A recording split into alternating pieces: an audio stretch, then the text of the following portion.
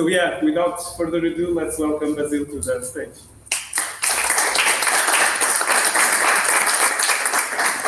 Can you close the slide? Yeah. All right. Oh, spoiler. Okay. Hello, everyone. Boa noite. I'm going to be talking today about end-to-end real-time interactivity on the web with LiveView and LiveState. So, quick question: how many people build with LiveView today? Okay, not that many. And how many people already played with LiveState? Okay, that's great. Yeah, that's great. My name is Basile, as Daniel said it, and I like to build interactive web applications quickly with less code and fewer moving parts. And spoiler, I stole that directly from the website of the Felix framework. It's just a way for me to say that I really love this stack, and you will understand why I say that in a few minutes. But currently I'm building a company called LiveRoom. I talked a bit about LiveRoom at the previous Elixir Conf in Lisbon in April. And LiveRoom is built with LiveView and LiveState. So today is just a way for us to see, okay, what's the tech stack behind LiveRoom, and how does it correlate to this like real-time interactivity idea. To give you more context before talking about the stack, I think it's important for you to have a context, and for that, I think nothing is better than a demo. So Felipe is my demo colleague today. Thank you very much. So basically, let's say you're building a SaaS application, okay? When you're building the SaaS application, usually you want to sell it, right? Usually when you're selling a SaaS application, you will do a demo, a product demo of the SaaS. This demo is usually happening on Google Meet, for example, or Teams, or any other visual conf. And so, he's not supposed to be there. Let's kick him. And so let's do a little role play, okay? I'm building a SaaS called My SaaS, and Felipe is my prospect.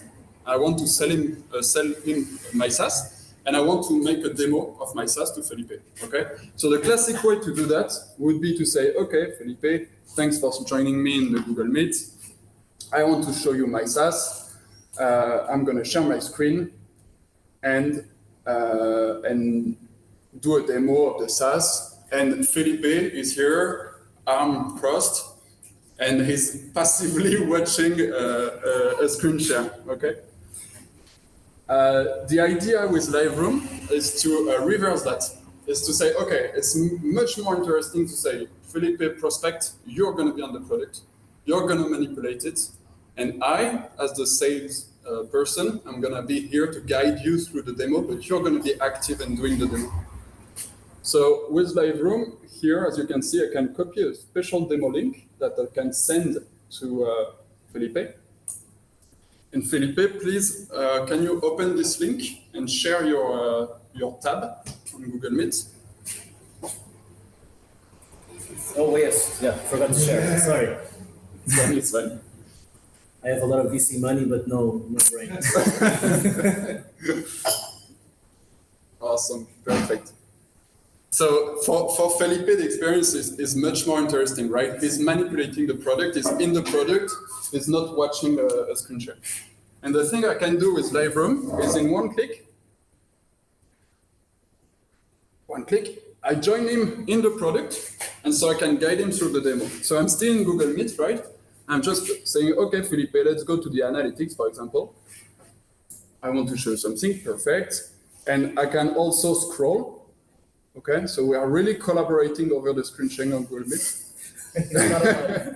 And I can also click, all right? So there's a little delay because there is the Zoom plus the Google Meet plus the Wi-Fi of the, but anyway, so you get the idea. And two more features and then you will understand I will explain the stack. The good thing is that I can activate the cameras. So Felipe is now seeing me in the product while we are collaborating, okay? And last thing, I can say, okay, Felipe, you're clicking everywhere. What are you doing? I can block your click. So now you see it's transparent. He cannot click anymore on the product. And I can say, okay, pause. I want to tell you something. Let's pause the demo for a bit. Let's discuss, I don't know, pricing. Okay, let's go back to the demo. We can continue. All right, so this is LiveView, really, really simple. Thank you, Felipe, for the participation. Take my money. So you have the context. I hope it's clear. In terms of tech, what's happening here? We have two main components in the tech stack. The first one is the Google Chrome extension. So the LiveView Chrome extension, it's what allows us to have this little button here and to interact with the Google Meet page. So when I move the cursor around the screen sharing video, I can listen to those events and stuff is happening, all right? The second part is that I show you my SaaS, a fake SaaS, but the goal is to use LiveView in any SaaS and to make it simple to install it. So ideally a one-liner, like you would install Intercom or other software like this in the head of the browser, like a JavaScript script. And so, as you can see, in both situations, I don't control the target. I don't control the client, all right? And so, I think I close that.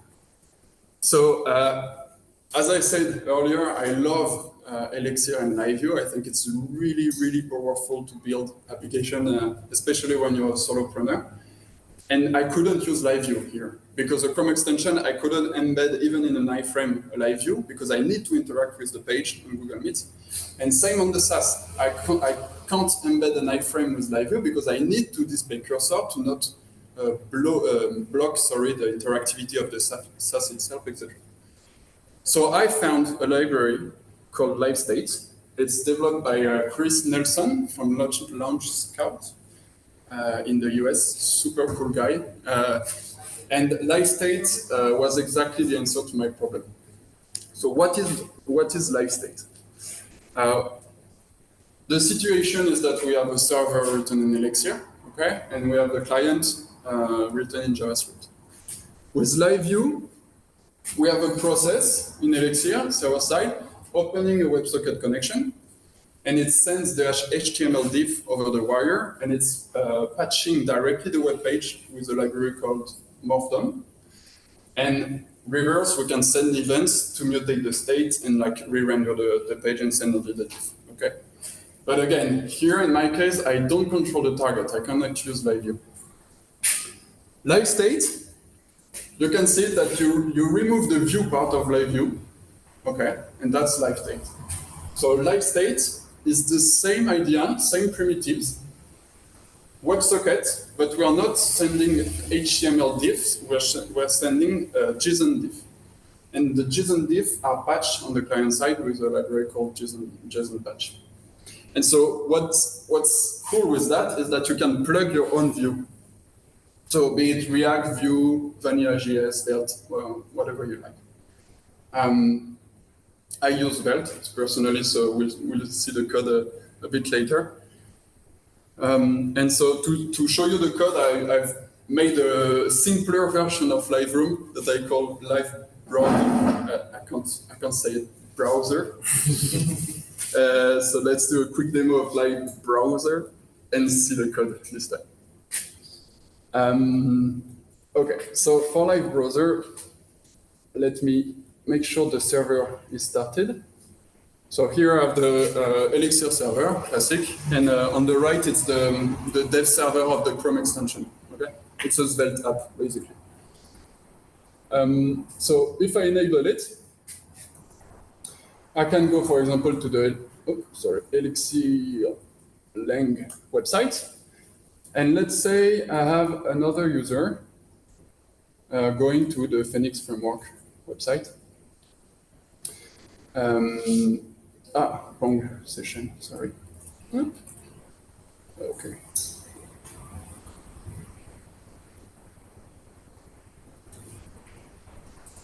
Okay, let's make sure the extension is enabled. Yeah, it's there. Let's go to the Elixir Long website. Okay. So as you can see, we have a new button at the bottom left. When I click this button, I see that this is Jose on the left, and on the right, this is Sarah. All right. And so Jose can say, okay, let me start a session. I want to have a multiplayer kind of experience in my browser, and same for Sarah. So they can all see their friends connected in the browser, and they can say, for example, Sarah can say, okay, I see that Jose is browsing the web on the Elixir website, then I can join him, and when I join him, I have the cursor, okay? So it's same in the other way. So it's a really simple version. There is no click, there is no remote control, there is no scroll. It's really a simple one. But it's just to show you what's happening under the hood. So under the hood, if we open the network tab,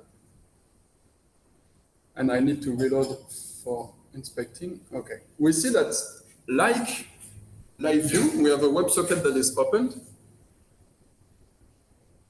And if I check the first message that is sent, you see a Phoenix join event, rings the bell, right? Like LiveView. Phoenix join, it opened the WebSocket. We have a Phoenix reply to say, okay, everything is good, the WebSocket is open. And then we have the first version of the state that is sent. So my state has three, oh, it's really small for you. Do you see it correctly? No, you don't see it. Okay, let's do this. Good? So you see that the state is a simple JavaScript object with three keys: analytics data, me, and users. Simple state. What's interesting is that when I move, so let's order the event to have the most recent one above. When I move my cursor, you see the events happening, okay? So here I'm sending an event, oh, the mouse moved. The payload of this event is the user ID moving his cursor and the coordinates. And we got it on the other side. And you see it's a patch. So JSON JSON patch is gonna patch the state with a version number and say, okay, you replace at this path in the state object the value. So for example, here you replace, Phoenix ref is not the good one, but okay, you replace X for this user ID with the value 64. So you see, it's really similar to LiveView, but it's just a JavaScript object. So then you can plug any view you'd like and build a Chrome extension or a custom HTML element, for example, which is really good because you can embed it anywhere, basically. So yeah, let's look at the code. So the code, let's start with the extension. So the extension is just a Svelte app. And you see that the Svelte app, when I click on the Start Session button, it's opening a LiveState here. And LiveState is just from an NPM library from LiveState. It's basically, like LiveView, it's basically a wrapper around Phoenix channels.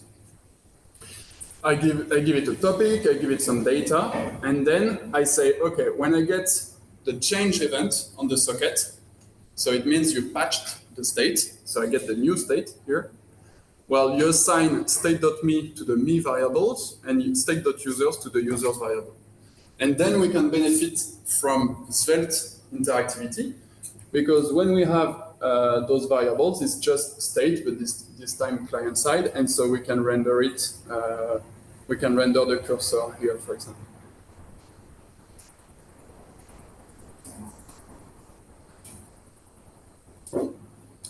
So what does it look like server side? Like I'm showing you GS code at the Elixir meetup. I should be banned for that. On the Elixir side, we have an endpoint. So you see the classic LiveView socket that we always get. And now there is a second one. It's a socket dedicated to LiveState. And in this socket, we have one single channel with a single topic. And this is the LiveState channel. And the LiveState channel, Chris made it really similar in terms of primitives, really similar to LiveView. So we have the init function. It's kind of the equivalent of the mount function. Okay. When I connect, what's happening? Well, we are just creating a user with the coordinates, the name, the color. And then we leverage Phoenix presence, which is an abstraction on top of Phoenix pubsub. And then we initialize the state. Just like we would initialize the state that gets rendered into HTML for LiveView, here is just the state. We stop at the state. We don't do the view part. And then send primitive handle event. So when I get a mouse move event in the socket, I update the user in the presence with the new coordinates. And when I update the user in the presence, I get a presence diff message. So I can update my state, my live state.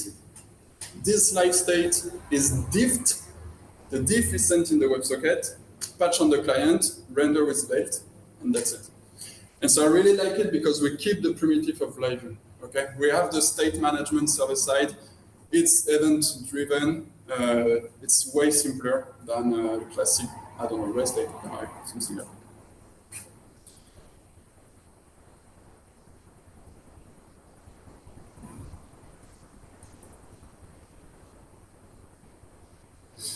And so this is a bit this is local, right? It's it's running locally on your computer. Of course, it's fast. But in production, LiveRoom is already in production, and I had no issue so far in terms of lag. And I can maybe even show you the monitoring part, which can be interesting. I didn't plan that, but maybe that's interesting for you. So this is the LiveRoom. I think I'm limited to 30 days of data on Fire.io. This is the LiveRoom cluster. So you see I have 4 instances. So one in Madrid, one in Paris, one in Boston, and one in San Francisco. And they're all the smallest instance on Fire.io. Except that I bumped the RAM a little bit because last year, in April at the SurConf, the app crashed live, so I wouldn't take any risk. But as you see, even with daily usage, so I don't have a lot of volume yet, but still daily usage, RAM is pretty effective. I don't know what this CPU utilization is, this spike, but yeah. Just to say, okay, we have a real-time interactive system, end-to-end, super versatile, because if I control the end stack, I can use LiveView, super easy. If I don't, I can use LiveState plus the view framework that I want. And it seems effective, at least so far. Oh, and disclaimer, I am not handling, the camera around the cursor. I'm not handling that. I'm offloading that to LiveKit, which is live again, but which is a framework for managing video. So this is not handling video data, of course. That's it. Thank you.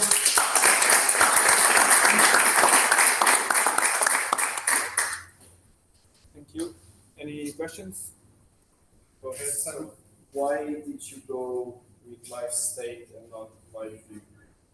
So Why Svelte?